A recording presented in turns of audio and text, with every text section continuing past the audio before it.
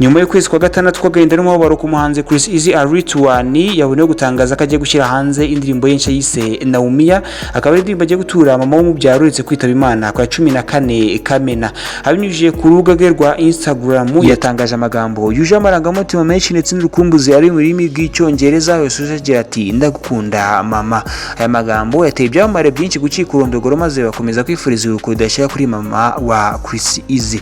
Nubwo indirimbo agiye kwitura mama w'umubyara, nkwibutse ko nyuma y'iminsi 10 yakiriye inkuru mbi y'akabaro, yaje no kongera kwakira indi nkuru mbi y'uko na nyirakuru we yitabye Imana. Inzibutso zo ni nyinshi bombi bafitanye hawo mu biganiro, amafroga agiye atandukanye agiye aca ibintu ku mbuga nkoranyambaga, ntibagiwe no gushyigikira umwana we mu buhanzi kuva ku itangiriro. Nkwibutse ko ntiyago yamubereye mama w'umubyara gusa kubera ko yamubereye na se we, kubera ko Ishize ni imfubyi buribire kubera ko na papa w'umubyara yitabye Imana. Uyu Ishize ataraba icyamamare ngo amenyekane. Reka nsoze nihanganisha umuryango wose mugari wa Ishize, naho njye wumvaga nk'ibisanzwe nitwa Generalist Jibril. Sibe byiza kuri mwese.